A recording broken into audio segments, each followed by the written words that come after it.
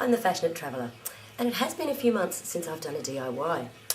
Well, just recently I did something new and exciting with my hair. Well, apart from cutting the fringe, which you can see here, the other night I went out and did a very exotic looking leopard style hairdo, which was temporary for a nightclub, and I'd like to show you how. First of all, have a look at the effect I got.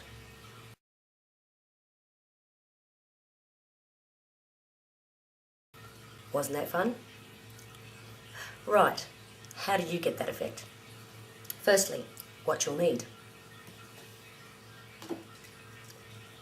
Black hairspray.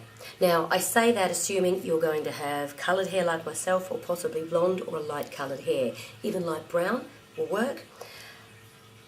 If you've got black hair, you may be able to achieve similar results using coloured hairspray.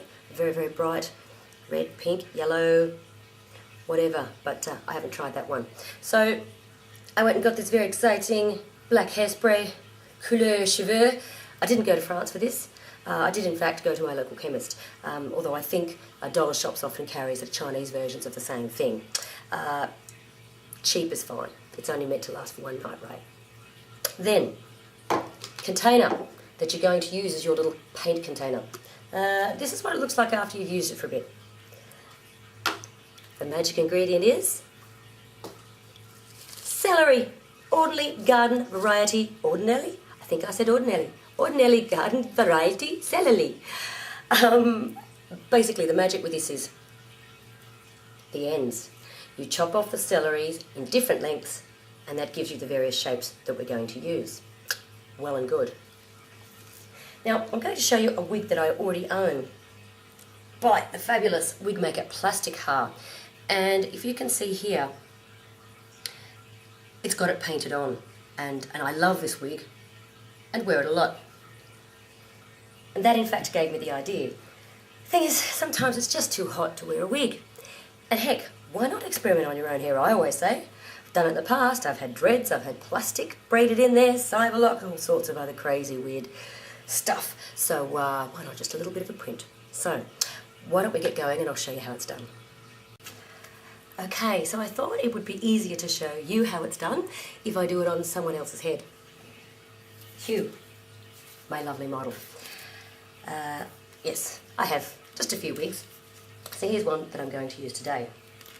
Obviously on the night I used it on my own hair, so I can vouch that it works on human hair. I'm hoping it works on fake hair. We're going to find that out. Now, step one. If you have hair like me, which is a little bit sort of kinky, a little bit wavy, your very first step, after washing it, I guess, is to straighten it. Whether you want to do it by blow drying or straighteners. Straighteners do work really well. The straighter the surface you have, the more the design you're going to do on it is going to stay there and not move, and hence look, you know, an hour, a couple of hours into your night will still look the same as when you first did it. So straighten your hair first. Now, where the magic comes in, the letters, as I showed you before.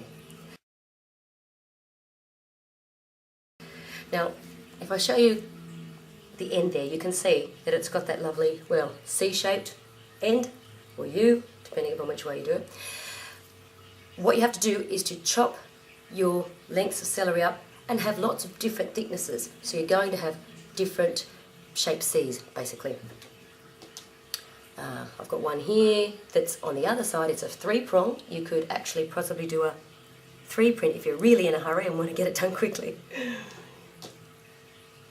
Other sizes, much smaller, smaller again, and you might even want a little tiny one to do little tiny dots. So you want a variety of your shapes so that you can get variety in your overall look.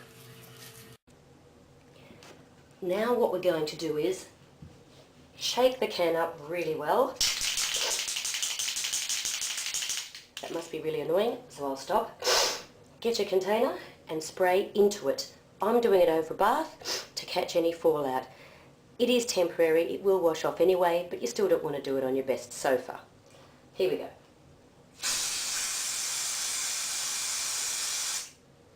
You've got a little bit of paint in the bottom there, as you can see.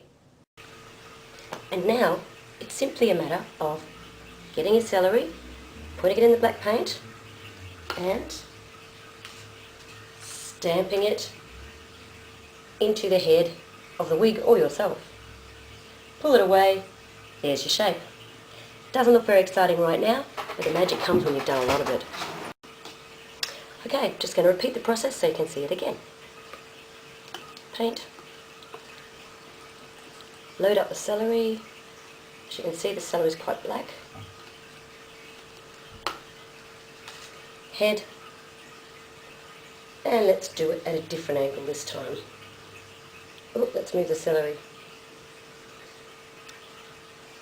Now, the real trick is to keep doing it in various different angles and in a sort of chaotic pattern.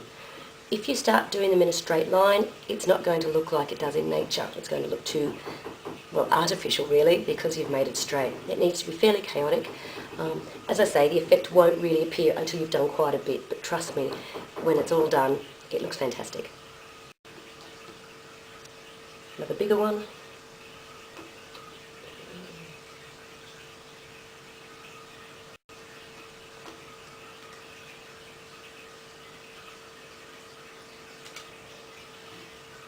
So it's just beginning to take shape. Now the beauty of this is that the shape is quite precise. You can actually do this in a freehand manner. You can just paint them on, and some people do that. Certainly when you see the kids with their heads dyed, shaved and dyed, sometimes it's been done freehand. I think when your hair's free swinging, that doesn't work so well. You do need to have a really defined shape, and a stamp achieves that for you. Okay, just going to continue doing this now so that we get a full head on the wig.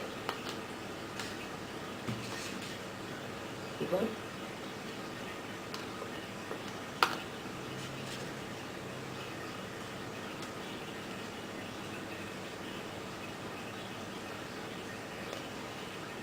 Out of the sun there.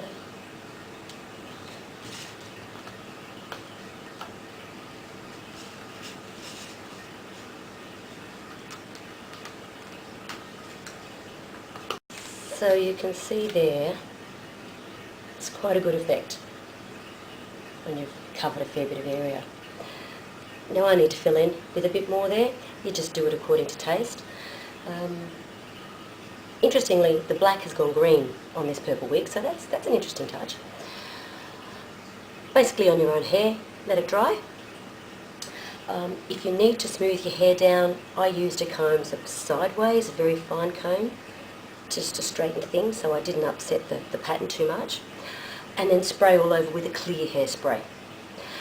If you then need to, particularly on the ends of the hair, go over very carefully with your straighteners again. Now, in the picture you'll see here,